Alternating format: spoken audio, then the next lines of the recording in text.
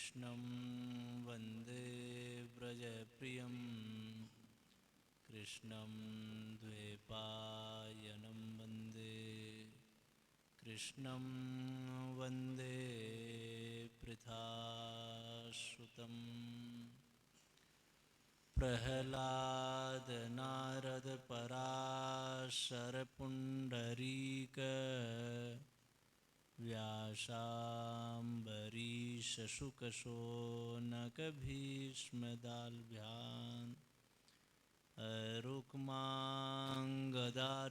वसिष्ठ विभीषणादीन् पुण्यानिमान् परमभागवतान्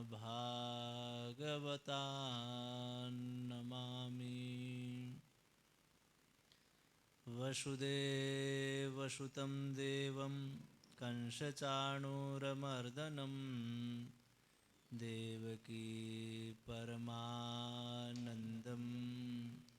कृष्णं वन्दे जगद्गुरुं। राम राम राम राम।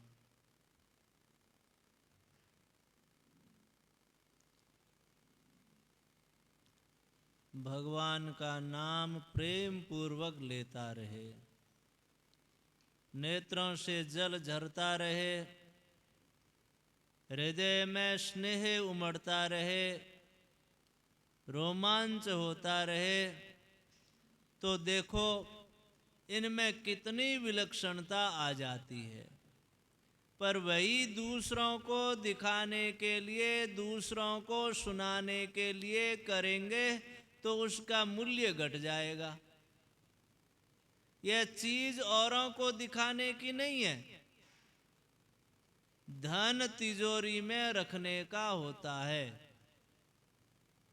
किसी ने एक सेठ से पूछा, तुम घर में रहते हो या दुकान में, कहाँ सोते हो?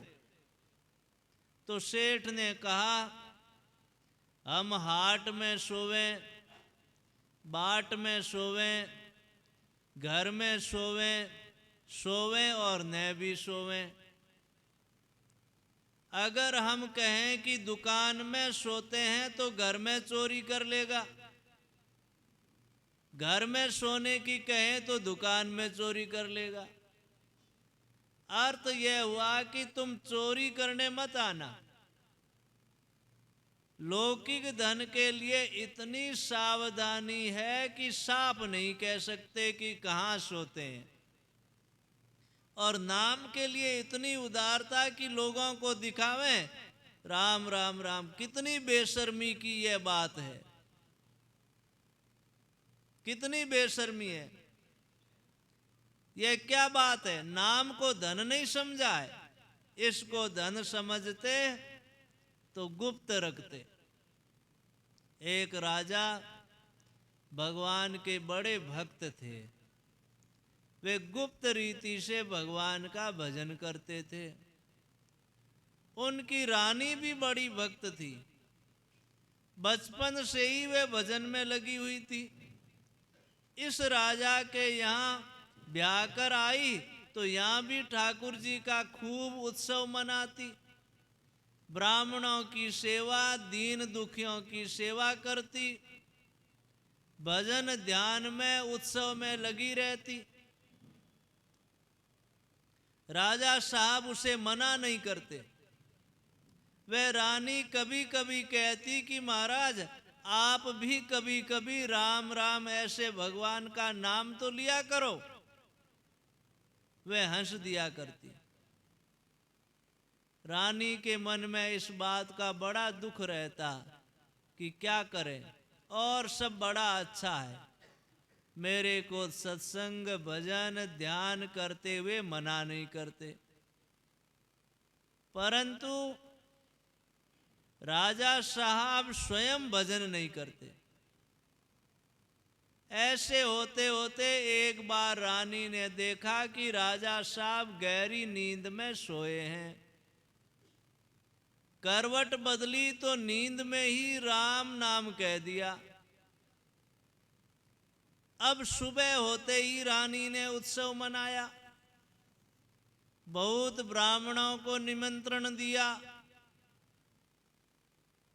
बच्चों को कन्याओं को भोजन कराया, उत्सव हुआ। राजा साहब ने पूछा, आज उत्सव किसका मना रही हो? आज तो ठाकुर जी का भी कोई दिन विशेष नहीं है। रानी ने कहा, आज हमारे बहुत ही खुशी की बात है। क्या खुशी की बात है? महाराज, वर्षों से मेरे मन में था कि आप भगवान का नाम उच्चारण करें। रात में आपके मुख से नींद में भगवान का नाम निकल गया। हाँ, इतना कहते ही राजा के प्राण निकल गए कि मुंह से भगवान का नाम निकल गया। उन्होंने हाँ कहा, इतना कहते ही राजा के प्राण निकल गए। अरे, मैंने उम्र भर जिसे छिपा कर रखा था, आज निकल गया तो अब क्या जीना? प्राण ही निकल गए। गुपत अकाम निरंतर ध्यान सहित सानंद, आदर जुत जप से तुरत पावत परमानंद। ये 6 बातें जिस जप में होती हैं, उस जप का तुरंत और विशेष महात्म्य होता है।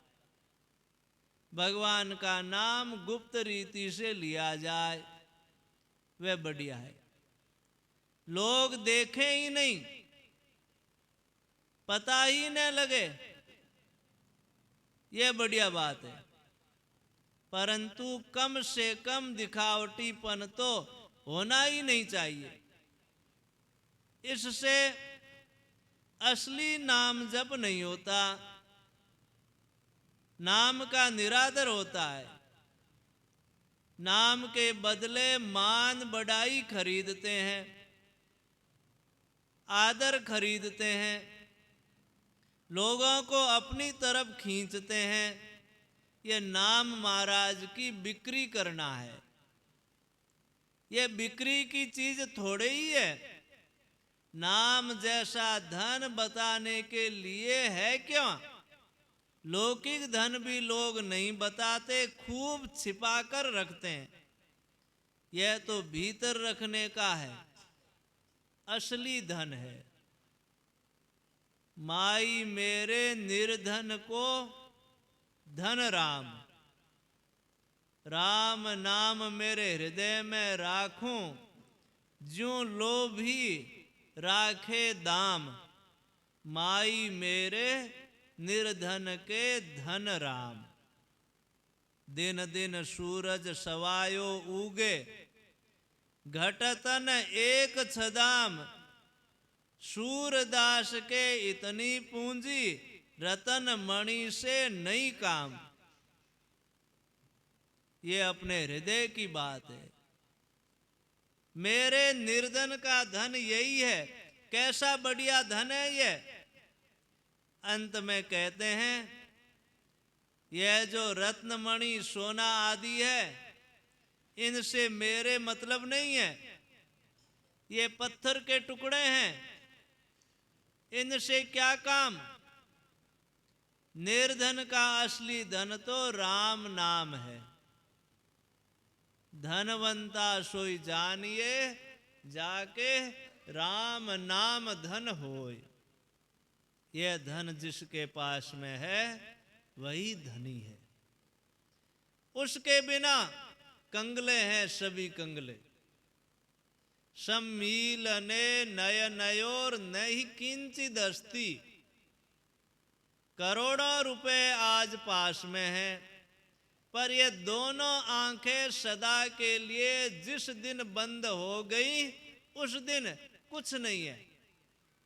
सब यहां का यहीं रह जाएगा। सुपना सो हो जावसी, सुत कुटुंब धन धाम, यह स्वप्न की तरह हो जाएगा। आंख खुलते ही स्वप्न कुछ नहीं, और आंख मिचते ही यहां का धन कुछ नहीं। स्थूल बुद्धि वाले बिना समझे कह देते हैं कि राम नाम से क्या होता है। वे बेचारे इस बात को जानते नहीं, उन्हें पता ही नहीं है। इस विद्या को जानने वाले ही जानते हैं भाई। सच्ची लगन जिसके लगी है वह जानता है, दूसरों को क्या पता।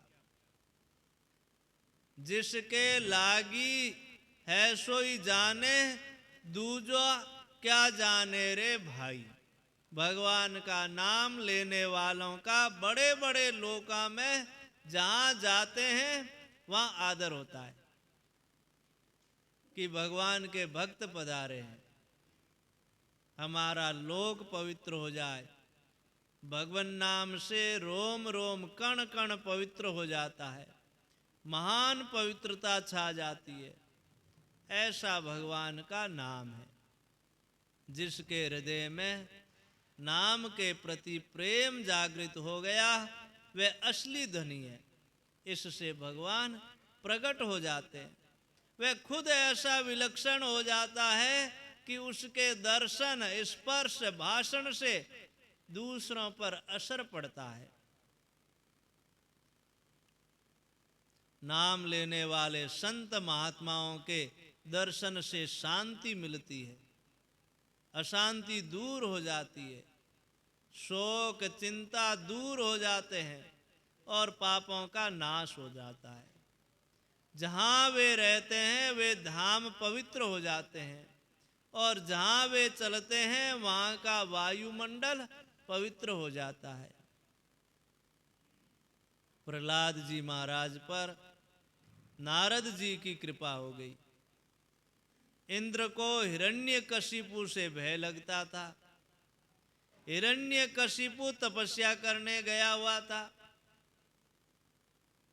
पीछे से इंद्र उसकी स्त्री कयाधु को पकड़कर ले गया। बीच में नारद जी मिल गए। उन्होंने कहा, बेचारी अबला का कोई कसूर नहीं है, इसको क्यों दुख देता है भाई। इंद्र ने कहा, इसको दुख नहीं देना है, इसके गर्भ में बालक है। अकेले हिरण्यकशिपु ने हमारे को इतना तंग कर दिया है, अगर ये बालक पैदा हो जाएगा तो बाप और बेटा दो होने पर हमारी क्या दशा करेंगे। इसलिए बालक जन्मेगा तब उसे मार दूंगा, फिर काम ठीक हो जाएगा। नारद जी ने कहा, इसका बेटा तेरा वैरी नहीं होगा। नारद जी की बात सब मानते हैं। इंद्र ने मान ली। ठीक है महाराज, कयाधु को छोड़ दिया। नारद जी ने बड़े स्नेह से उसको अपनी कुटिया पर रखा और कहा कि बेटी तू चिंता मत कर, तेरे पति आएंगे तब पहुंचा दूंगा। वह जैसे अपने बाप के घर रहे वैसे नारद जी के पास रहने लगी। नारद जी के मन में एक लोभ था कि मौका पड़ जाए तो इसके गर्भ में जो बालक है इसको भक्ति सिखा दे। यह संतों की कृपा होती है। कयाधु को बढ़िया बढ़िया भगवान की बातें सुनाते, पर लक्ष्य रखते उस बालक का। वह प्रसन्नता से सुनती और गर्भ में बैठा बालक भी उन बातों को सुनता था। नारद जी की कृपा से गर्भ में ही उसे ज्ञान हो गया। माता रहो न लेस नारद के उपदेश को, सो धारियो अशेष गर्भ माही ज्ञानी भयो। प्रहलाद जी को कितना कष्ट दिया, कितना भय दिखाया, परंतु उन्होंने नाम को छोड़ा नहीं। प्रहलाद जी को रस आ गया, ऐसे नाम को कैसे छोड़ा जाए। शुक्राचार्य जी के पुत्र प्रहलाद जी को पढ़ाते थे। राजा ने उनको धमकाया कि तुम हमारे बेटे को बिगाड़ते हो। ये प्रहलाद हमारे वैरी का नाम लेता है, ये कैसे सीख गया? प्रहलाद से पूछा, तुम्हारे ये कुमति कहां से आई? दूसरों का कहा हुआ करते हो कि स्वयं अपने मन से ही? किसने सिखा दिया? प्रहलाद जी कहते हैं, जिसको आप कुमति कहते हो यह दूसरा कोई सिखा नहीं सकता, न स्वयं आती है। संत महापुरुष भगवान के प्यारे भक्तों की जब तक कृपा नहीं हो जाती तब तक इसे कोई सिखा नहीं सकता। प्रेम बदों प्रहलाद ही को जिन पाहनते परमेश्वर काढ़े। प्रेम तो प्रहलाद जी का है, जिन्होंने पत्थर से राम जी को निकाल लिया। जिस पत्थर में से कोई सा रस नहीं निकलता, ऐसे पत्थर में से रसराज श्री ठाकुर जी को निकाल लिया। पाहनते परमेश्वर काढ़े। थंबे में से भगवान प्रकट हो गए। थंबे अपने यहां भी बहुत से खड़े हैं। थंबा तो है ही, पर प्रहलाद नहीं है। राक्षस के घर के थंबों से ये अशुद्ध थोड़े ही है, अपवित्र थोड़े ही है, पर जरूरत प्रहलाद की है। प्रकर्षेण आह्लाद है यस्य से प्रहलाद है।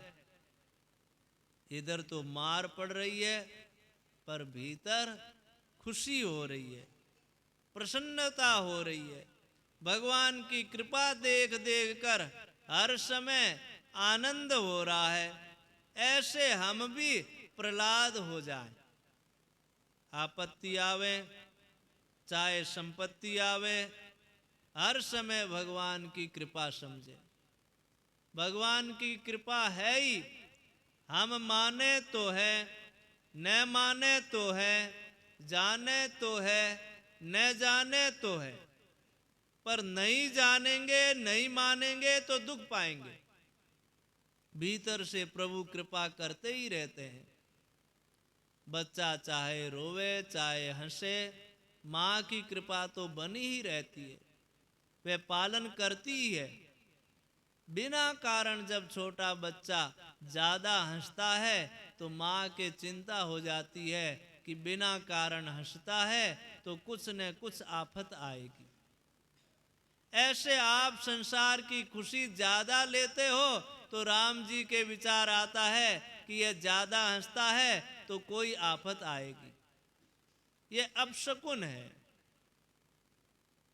नाम रूप गति अकत कहानी, समुजत सुखदन परति बखानी।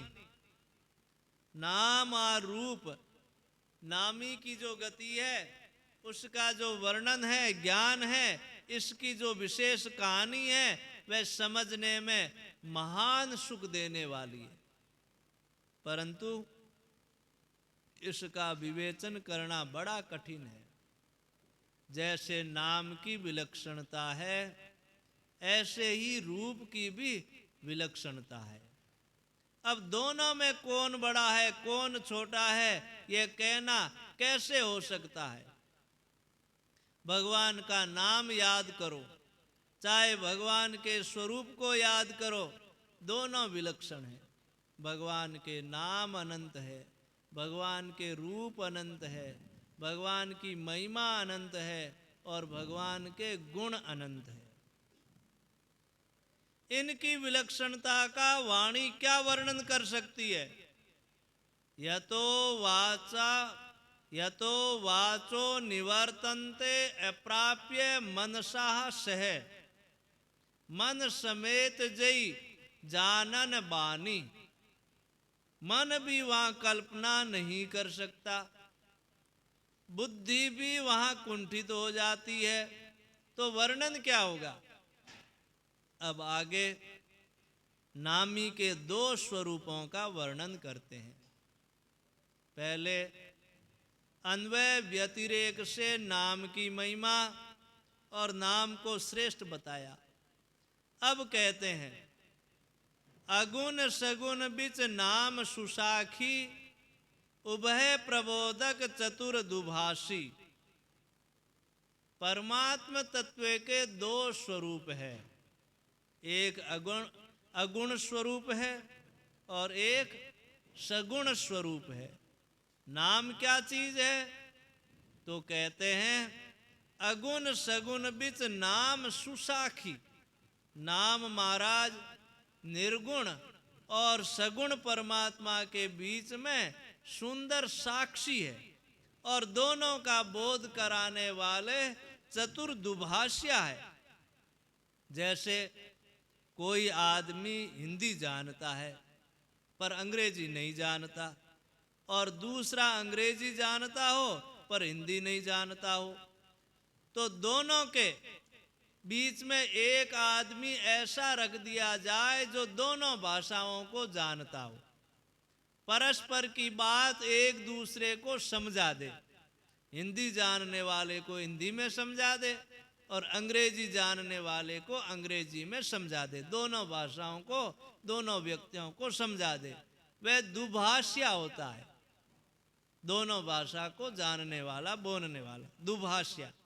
ऐसे नाम महाराज दोनों के बीच में दुभाषिया है, चतुर दुभाषी। इसका तात्पर्य हुआ कि केवल सगुण को निर्गुण और निर्गुण को सगुण बता दे, यह बात नहीं है, किंतु नाम महाराज का आश्रय लेने वाला जो भक्त है उसको ये नाम महाराज सगुण और निर्गुण का ज्ञान करा देते हैं। यह विशेषता है। संसार का दुभाषिया एक के भावों को दूसरे के प्रति समझा देता है और दूसरे के भावों को उसके प्रति कह देता है। इस तरह से नाम महाराज नाम जपने वाले को दोनों का ज्ञान करा देते हैं कि निर्गुण तत्व क्या है और सगुण तत्व क्या है। ऐसा चतुर्दुभाषिया है जो निर्गुण सगुण दोनों का ज्ञान करा दे। मानो भगवान नाम जपने से सगुण और निर्गुण दोनों की प्राप्ति हो जाती है। गोस्वामी जी महाराज ने और एक जगह लिखा है कि ये निर्गुण नए नए सगुण, हृदय में निर्गुण का ज्ञान हो जाता है और बाहर नेत्रों से सगुण का दर्शन हो जाता है। अब कहते हैं कि हम निर्गुण तत्व को ही जानना चाहते हैं, तो निर्गुण तत्व को जनाने में राम नाम बहुत ही चतुर है। भगवान को निर्गुण तत्व ठीक समझा देगा। जिसकी ऐसी भावना है कि हम सगुण के दर्शन चाहते हैं, प्रेम चाहते हैं, तो नाम महाराज सगुण भगवान के दर्शन करा देंगे। जो दोनों के तत्व ठीक को जानना चाहे कि सगुण तत्व क्या है और निर्गुण तत्व क्या है, तो उनको दोनों के तत्व को जना देंगे। ऐसे विलक्षण नाम महाराज है। राम नाम मन दीप धरु जी है देहरी द्वार, तुलसी भीतर बाहरों जो चाहस उजियार। तुलसीदास जी महाराज कहते हैं कि भीतर और बाहर दोनों जगह उजाला चाहते हो तो राम नाम रूपी मणिदीप को जीव रूपी देहली पर रख दो, तो क्या होगा कि नाम महाराज बाहर तो साक्षात धनुषधारी सगुण भगवान के स्वरूप का दर्शन करा देंगे और भीतर में परमात्म तत्व का तथा अपने स्वरूप का बोध करा देंगे। इस प्रकार बाहर और भीतर दोनों जगह ज्ञान का उजाला करा देते हैं। हमारे बहुत से विचित्र विचित्र दर्शन शास्त्र है। न्याय, सांख्य, योग, वैशेषिक, पूर्व मीमांसा और उत्तर मीमांसा, ये 6 आस्तिक दर्शन कहे जाते हैं।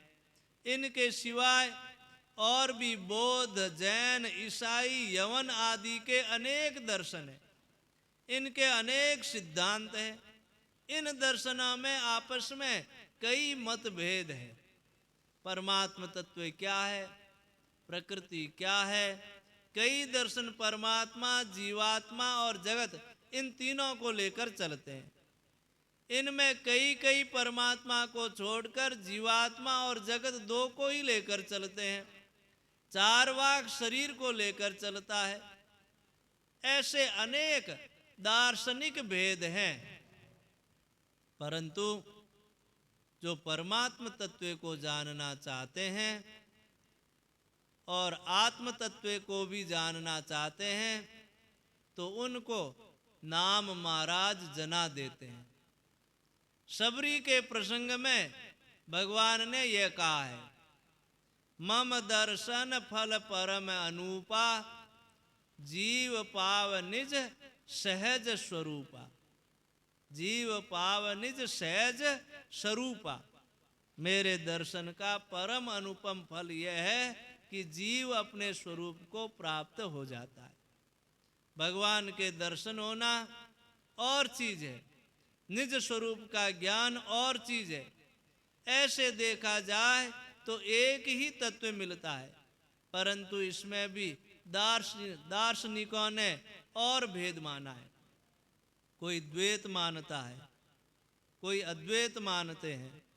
द्वैत में भी विशिष्टाद्वैत, शुद्धाद्वैत, द्वैताद्वैत और अचिंत्य भेदाभेद ऐसे वैष्णवों के मत हैं।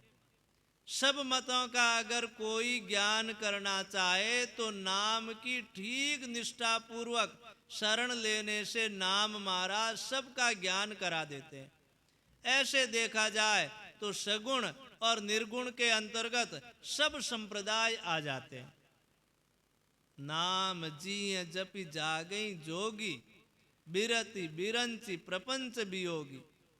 ब्रह्म सुखई अनुभवई अनूपा, अखत अनामय नामन रूपा। ब्रह्मा जी के बनाए हुए इस प्रपंच दृश्य जगत से भली भांति छूटे हुए वैराग्यवान मुक्त योगी पुरुष इस नाम को ही जीव से जपते हुए जागते हैं और नाम तथा रूप से रहित अनुपम अनिर्वचनीय अनामय ब्रह्म सुख का अनुभव करते हैं। संसार में जितने जीव हैं वे सब नींद में पड़े हुए हैं। जैसे नींद आ जाती है तो बाहर का कुछ ज्ञान नहीं रहता, इसी तरह परमात्मा की तरफ से जीव प्राय सोए हुए रहते हैं। परमात्मा क्या है क्या नहीं है इस बात का उनको ज्ञान नहीं है। इसका जो कोई ज्ञान करना चाहते हैं और अपने स्वरूप का बोध भी करना चाहते हैं वे योगी होते हैं। मानो उनका संसार से वियोग होता है और परमात्मा के साथ योग होता है। वे जीव से नाम जप करके जाग जाते हैं, उनको सब दिख जाता है। या निशा सर्वभूतानां तस्याम जागर्ति संयमी, यस्याम जागृति भूतानि सा निशा पश्यतो मुनेः। मानो साधारण मनुष्य परमात्म तत्व की तरफ से बिल्कुल सोए हैं। जैसे अंधेरी रात में दिखता नहीं, ऐसे उनको भी कुछ नहीं दिखता, पर संयमी पुरुष उसमें जागते हैं जिसमें सभी प्राणी जाग रहे हैं। मेरा तेरा कहकर बड़े सावधान होकर संसार का काम करते हैं। संसार के तत्व को जानने वाले मुनि की दृष्टि में वह रात है। ये लोग अपनी दृष्टि से इसे जागना भले ही माने, परंतु बिल्कुल सोए हुए, उनको कुछ होश नहीं है। वे समझते हैं कि हम तो बड़े चालाक, चतुर और समझदार हैं। यह तो पशुओं में भी है, पक्षियों में भी है, वृक्षों में भी है, लताओं में भी है और जो जंतुओं में भी है। खाना पीना, लड़ाई झगड़ा, मेरा तेरा आदि संसार भर में है। इसमें जागना मनुष्यपना नहीं है। मनुष्यपन तो तभी है जब परमात्मा स्वरूप को जान ले, अर्थात उसमें जाग जाए। उसे कैसे जाने? उसका उपाय क्या है? परमात्मा के नाम को जीभ से जपना शुरू कर दे और परमात्मा को चाहने की लगन हो जाए तो वे जाग जाते हैं। नाम जप से सब कुछ मिलता है। हृदय से जो चाहना होगी वह चीज उसको मिल जाएगी। जैसे कल्प वृक्ष के नीचे बैठकर मनुष्य जो कामना करता है वह कामना पूरी होती है, ऐसे ही यदि हृदय में नाम जप की सच्ची लगन होगी तो नाम महाराज उसी तत्व को जना देंगे। इसलिए वह जाग जाएगा। जागने से क्या होगा? जो अनुपम ब्रह्म सुख है उसका वह अनुभव कर लेगा। ब्रह्म सुख कैसा होता है? उसकी कोई उपमा नहीं है। भोजन करने से जैसे तृप्ति होती है ऐसा वह सुख नहीं है। संपत्ति वैभव मिलने से एक खुशी आती है, इसकी उस सुख से तुलना नहीं कर सकते। ब्रह्म सुख में कभी भी किंचन मात्र कमी नहीं आ सकती, दुख नजदीक नहीं आ सकता। नाम जपने वाले उस सुख का अनुभव कर लेते हैं। अखत अनामय नामन रूपा। अभी पहले कहा था कि नाम और रूप अकथनीय है। अब कहते हैं वह जो निर्गुण ब्रह्म सुख है वह भी अकथनीय है। निर्गुण और सगुण दोनों अकथनीय है और इसके नाम की महिमा भी कथन में नहीं आ सकती। तात्पर्य क्या निकला? लौकिक इंद्रियां, मन, बुद्धि आदि तो सांसारिक पदार्थों का वर्णन और दर्शन कराते हैं, परंतु परमात्मा की तरफ चलने में ये सब कुंठित हो जाते हैं, क्योंकि परमात्मा इनका विषय नहीं है। परमात्म तत्व प्रकृति से अतीत है। प्रकृति का वर्णन दार्शनिक लोगों ने किया है, परंतु प्रकृति का वर्णन भी पूरा नहीं हो सकता। जो साधन हमें प्राप्त है उनमें सबसे बढ़िया बुद्धि है। वह बुद्धि भी प्रकृति तक नहीं पहुंच पाती। प्रकृति के कार्यों शरीर, मन, इंद्रियों में बुद्धि काम करती है, पर कारण में अर्थात प्रकृति में काम नहीं करती। जैसे मिट्टी से बना हुआ घड़ा है, वह कितना ही बड़ा बना हो, संपूर्ण पृथ्वी को अपने भीतर समा लेगा क्या? क्या घड़े में पूरी पृथ्वी भरी जाएगी? नहीं भरी जा सकती। ऐसे प्रकृति के कार्य मन, बुद्धि और प्रकृति को ही अपने कब्जे में नहीं ला सकते। फिर प्रकृति से अतीत परमात्म तत्व कैसे पहुंच सकते हैं? परमात्म तत्व तक कैसे पहुंच सकते हैं? परमात्मा अनामय है, अर्थात विकार रहित है। उसमें विकार संभव नहीं है। उसका न नाम है न रूप है।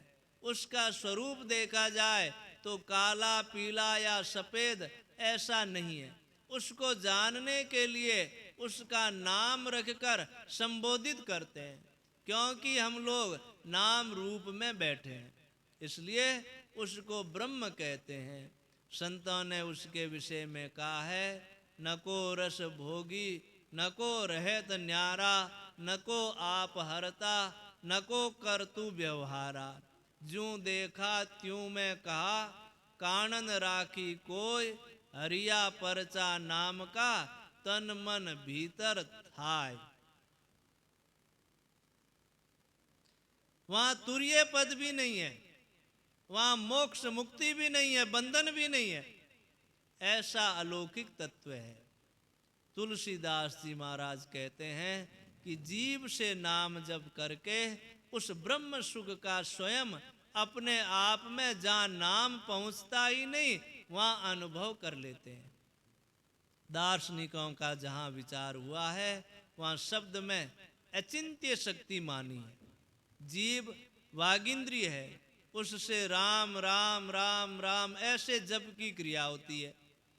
पर उस नाम जप में इतनी अलौकिक शक्ति है कि ज्ञानेंद्रियां और ज्ञानेंद्रियों से आगे अंतःकरण और अंतःकरण से आगे प्रकृति और प्रकृति से अतीत परमात्म तत्व है। उस परमात्म तत्व को ये नाम महाराज जना दे, ऐसी इसमें शक्ति है।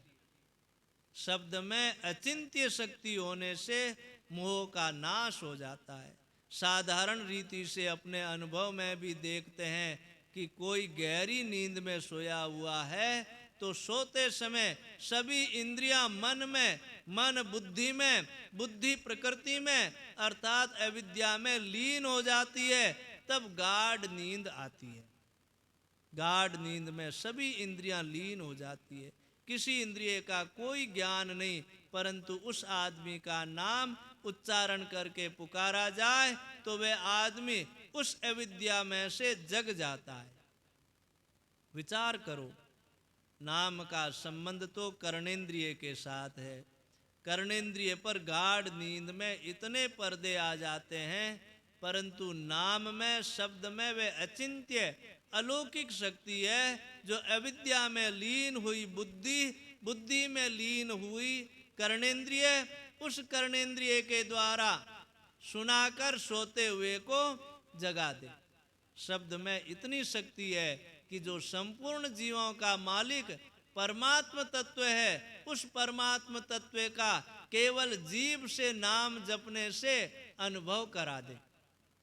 जाना चहि गूढ़ गति जेहू, नाम जिय जपि जानै तेहू, साधक नाम जपै लय लाए, होई सिद्ध अनिमादिक पाए। अब दूसरे भक्तों की बात बताते हैं कि जो गूढ़ गति, मानो सबसे गूढ़ बात को जानना चाहते हैं, जिनके यह जानने की मन में है कि हम भी उस परमात्म तत्व को जाने जो कि सबसे गूढ़ तत्व है, उसके लिए कहा कि जीव से नाम जप करेंगे तो उस तत्व को वे जान लेंगे। अब साधक के विषय में कहते हैं कि साधक अगर लो लगाकर नाम जप करता है तो वह सिद्ध हो जाता है। अणिमा, महिमा, गरिमा, लगिमा, प्राकाम्य, वशिता आदि जो 8 सिद्धियां हैं, उन सब सिद्धियों को वह पा लेता है। जपई नाम जन आरत भारी, मिटई कुसंकट होई सुखारी। जो दुखी संतप्त होता है और संकट से छूटना चाहता है, वह आर्त होकर व्याकुलता पूर्वक नाम का जप करता है तो उसके सब संकट मिट जाते हैं, वह सुखी हो जाता है। ऐसे भगवान के नाम की महिमा कही गई है। राम